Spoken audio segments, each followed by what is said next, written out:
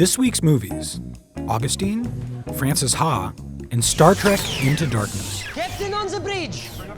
Lieutenant, we have an open channel, Mr. Spock. The heat's frying his comms, but we still have contact. Directed by J.J. Abrams, Star Trek Into Darkness is the 12th big screen entry to the storied franchise and the sequel to the 2009 reboot.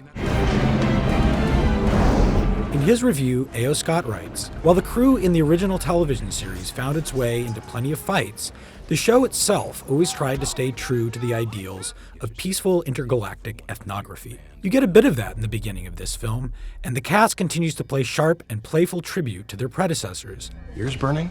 But it's hard to emerge from Into Darkness without a feeling of disappointment, even betrayal. In his pursuit of blockbuster currency, Mr. Abrams has sacrificed a lot of Star Trek's idiosyncrasies, and worse, the large-spirited humanism that sustained it."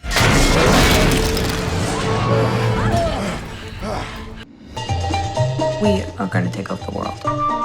You'll be this awesome publishing mogul. And you'll be this famous modern dancer.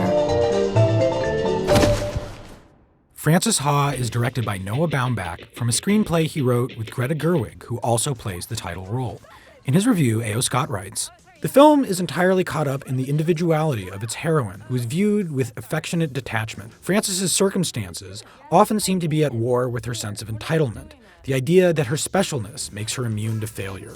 It is painful to watch the world challenging this view, even as it is also hard not to be on the side of the world. But the spirit of the film is more wry than punitive, and it is, in the end, less a satire or a cautionary tale than a bedtime story for young adults." What do you do? It's kind of hard to explain. Because what you do is complicated? Because I don't really do it.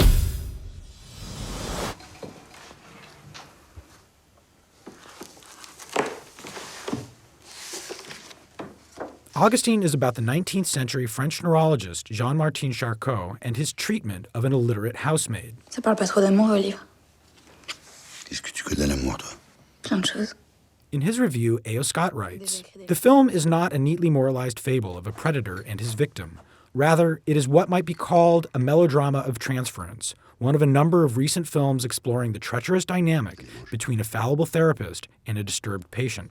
It's intellectually satisfying partly because it communicates its ideas at the level of feeling. As Augustine slowly emerges from her cocoon of ignorance and fear, we see her acquiring self-knowledge and tools for survival.